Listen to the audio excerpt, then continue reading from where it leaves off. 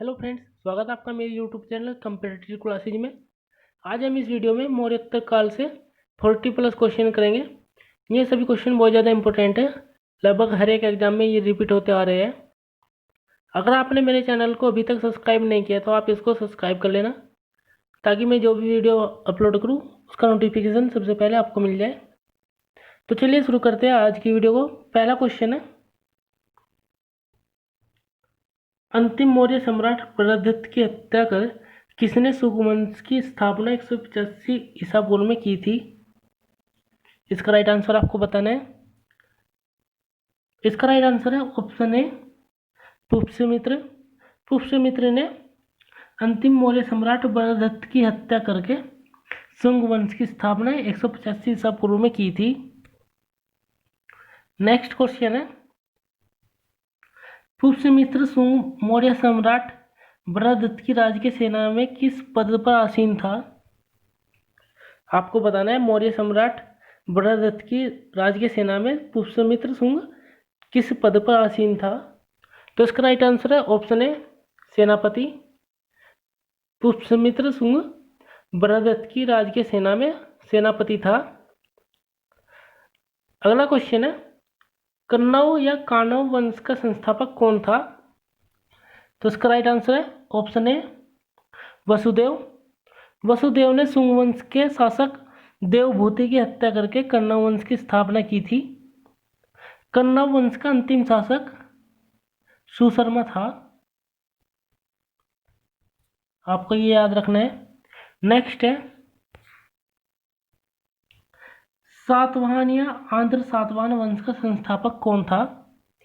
आपको सातवाहन का संस्थापक बताना है कौन है। तो इसका राइट आंसर है ऑप्शन है, सिमुक। कृष्णा और गोदावरी नदी के मध्य सिमुक ने सातवाहन वंश की नींव डाली थी। इसकी राजधानी पैठन या प्रतिष्ठान थी।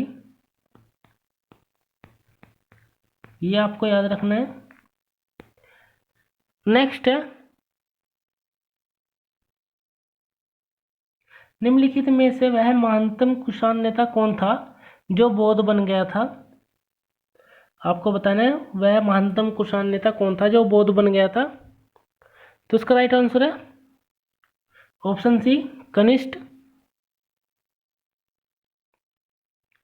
कनिष्ठ बौद्ध बन गए थे।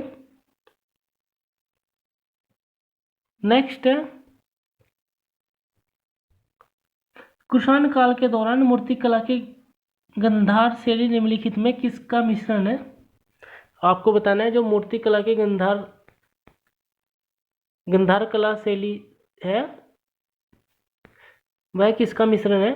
तो इसका राइट आंसर है ऑप्शन डी, भारत और ग्रीक शैली का। जो गंधार शैली है वो भारत और ग्रीक शैली का मिश्रण है। अगला क्वेश्चन है, कनिष्ठ की राजधानी थी। आपको कनिष्ठ की राजधानी बताना है कौन सी थी। तो इसका राइट आंसर है ऑप्शन ए, पुरुषपुर। पुरुषपुर कनिष्ठ की प्रथम राजधानी थी और दूसरी राजधानी थी मथुरा। दूसरी राजधानी थी मथुरा। आपको ये याद रखना है।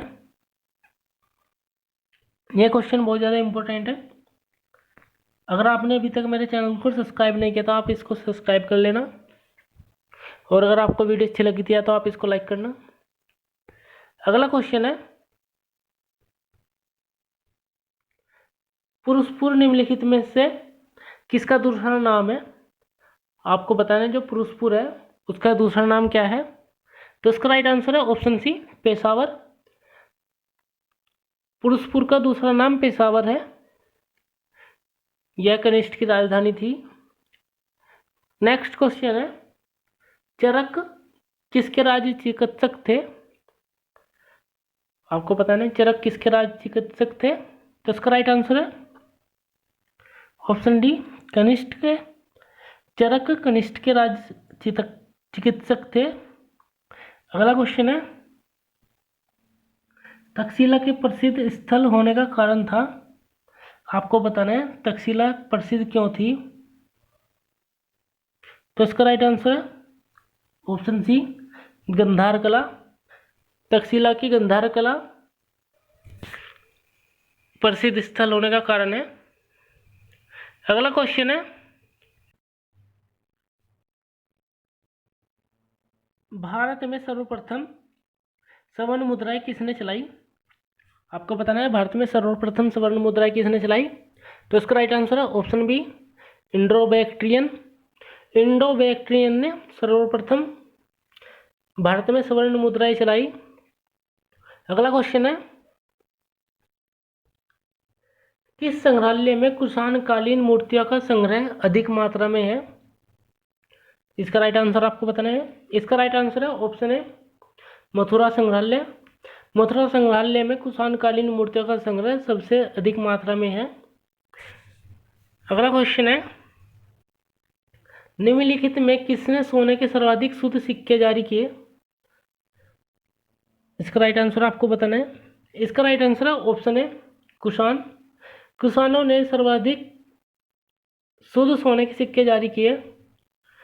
अगला क्वेश्चन है, सातवाहनों के समय में मुद्रा सर्वाधिक किस धातु के बने थे? आपको बताना है सातवाहनों के समय मुद्रा सर्वाधिक किस धातु के बने थे। तो इसका राइट आंसर है ऑप्शन ए, सीसा। अगला क्वेश्चन है, निम्नलिखित में से कनिष्ठ के समकालीन कौन थे? आपको बताना है कनिष्ठ के समकालीन कौन थे। तो इसका राइट आंसर है ऑप्शन बी, नागार्जुन, अश्वघोष, वसुमित्र। नागार्जुन को भारत का आइंस्टीन कहा जाता है। इन्होंने शून्य की खोज की थी। अगला क्वेश्चन है, किस वंश के शासक ने ब्राह्मणों एवं बौद्ध भिक्षुओं को करमुक्त भूमि या गांव भूमिदान देने की प्रथा आरंभ की थी? तो किसने की थी? तो इसका राइट आंसर है ऑप्शन ए, सातवाहन। सातवाहन वंश के शासकों ने ब्राह्मणों एवं बौद्ध भिक्षुओं को करमुक्त भूमि या गांव देने की प्रथा आरंभ की थी। अगला क्वेश्चन है, भारतीय रंगमंच में यवनिका पर्दा का शुभारंभ किसने किया? तो आपको बताना पर्दा का शुभारंभ किसने किया। तो इसका राइट आंसर है ऑप्शन सी, यूनानियों ने। अगला क्वेश्चन है, भारत के महान रेशम मार्ग सिल्क रोड किसने आरंभ कराया? इसका राइट आंसर आपको बताना है। इसका राइट आंसर है ऑप्शन ए, कनिष्ठ। कनिष्ठ ने रेशम मार्ग आरंभ कराया। अगला क्वेश्चन है, शक संवत का प्रारंभ किस सम्राट के शासनकाल में 78 ईसा में से हुआ था? तो इसका राइट आंसर है ऑप्शन बी, कनिष्ठ। शक संवत का प्रारंभ कनिष्ठ ने किया था। अगला क्वेश्चन है, तक्षशिला विश्वविद्यालय स्थित था। आपको बताना है तक्षशिला विश्वविद्यालय कहाँ पर स्थित था। तो इसका राइट आंसर है ऑप्शन है, पाकिस्तान में। तक्षशिला विश्वविद्यालय पाकिस्तान में स्थित था। नेक्स्ट है, किस सातवाहन नरेश ने गाथा सप्तमी नामक महत्वपूर्ण कृति की रचना की? इसका राइट आंसर आपको बताना है। इसका राइट आंसर है ऑप्शन सी, हाल ने। हाल ने गाथा सप्तशती नामक महत्वपूर्ण कृति की रचना की है। अगला क्वेश्चन है, सातवाहन शासकों की राजकीय भाषा थी। सातवाहन शासकों की राजकीय भाषा थी प्राकृत और इनकी लिपि थी ब्राही। आपको ये याद रखना है। अगला क्वेश्चन है, निम्नलिखित राजवंशों पर विचार कीजिए। आपको इनका सही कार्यकाल लगाना है। तो सबसे पहले स्थापना हुई थी सुंग वंश की। सेकेंड नंबर पर हुई थी सातवाहन की। थर्ड पर हुई थी गुप्त की। और फोर्थ पर हुई थी चोल की। यानी 3, 1, 2, 4, यानी इसका राइट आंसर होगा ऑप्शन डी। अगला क्वेश्चन है, विक्रम संवत कब से प्रारंभ हुआ? इसका राइट आंसर आपको बताना है। इसका राइट आंसर है ऑप्शन बी, 58 ईसा पूर्व से विक्रम संवत प्रारंभ हुआ। उज्जैन के स्थानीय राजा ने शकों को पराजित किया और विक्रमादित्य की उपाधि धारण की थी। और विक्रम संवत को प्रारंभ किया था। अगला क्वेश्चन है, बुद्ध की खड़ी प्रतिमा निम्न में से किस काल में बनाई गई? तो किस काल में बनाई गई? तो इसका राइट आंसर है ऑप्शन बी, कुषाण काल में। कुषाण वंश का संस्थापक कुजलू कडफिसस था।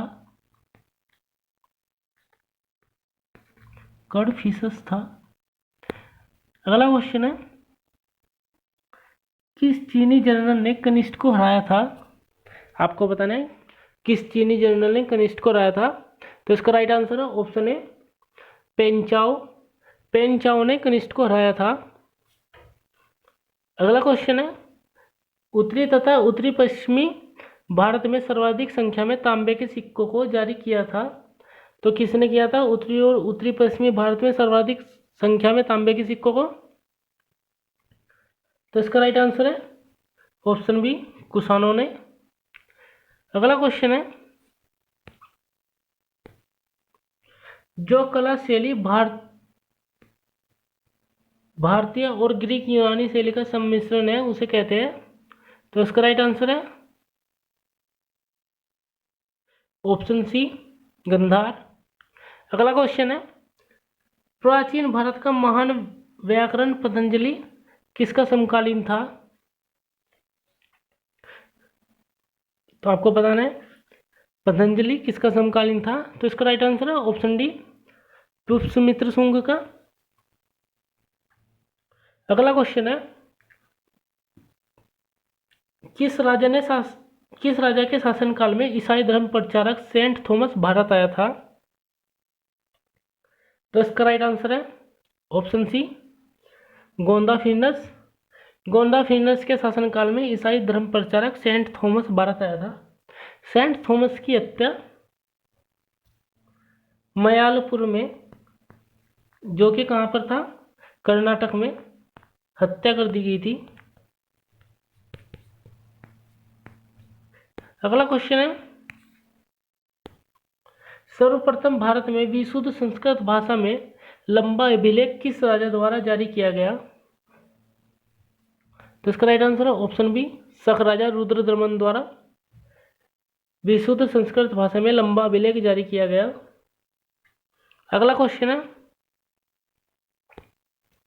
भारत में प्रथम बार सैनिक शासन यानी मिलिट्री गवर्नरशिप व्यवहार में लाया गया, किसके द्वारा लाया गया?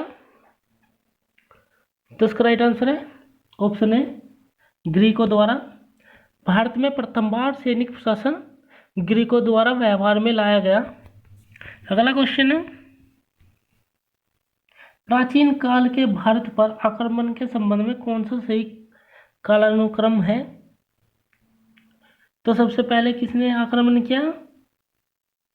यूनानी ने। फिर किसने किया? शकों ने। और फिर किसने किया? कुषाणों ने। यानी इसका राइट आंसर होगा ऑप्शन ए, यूनानी, शक, कुषाण। अगला क्वेश्चन है, ईसा पूर्व दूसरी सदी के प्रारंभ में उत्तरी अफगानिस्तान में स्थापित भारत यूनानी राज्य था। इसका राइट आंसर आपको बताना है। इसका राइट आंसर है ऑप्शन ए, बैक्टीरिया। अगला क्वेश्चन है, कुषाणों का संबंध था, आपको कुषाणों का संबंध बताना है किससे था। तो इसका राइट आंसर आपको बताना है। इसका राइट आंसर है ऑप्शन सी, चीन के यूची जनजाति से।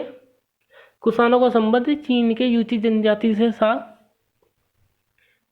अगला क्वेश्चन है, निम्नलिखित में से कौन कनिष्ठ के बौद्ध होने के लिए उत्तरदायी था? तो इसका राइट आंसर आपको बताना है, कौन कनिष्ठ के बौद्ध होने के लिए उत्तरदायी था। तो इसका राइट आंसर है ऑप्शन बी, अश्वघोष। अश्वघोष कनिष्ठ के बौद्ध होने के लिए उत्तरदायी था। अगला क्वेश्चन है, प्राचीन भारत में निम्न में से किस एक ने नियमित रूप से सोने के सिक्के चलाए? तो किसने नियमित रूप से सोने के सिक्के चलाए? तो इसका राइट आंसर है ऑप्शन सी, कुषाणों ने। कुषाणों ने नियमित रूप से सोने के सिक्के चलाए। अगला क्वेश्चन है, कलिंग नरेश खारवेल किस वंश से संबंधित था? तो कलिंग नरेश खारवेल किस वंश से संबंधित था? तो इसका राइट आंसर है ऑप्शन ए, चेदी वंश से। लास्ट क्वेश्चन है, निम्नलिखित में से किसने अपने जीवन के उत्तरार्ध में अपने पुत्र के हाथों में राज सत्ता सौंपकर बौद्ध भिक्षु हो गया था? तो इसका राइट आंसर है ऑप्शन सी, मिनांडर।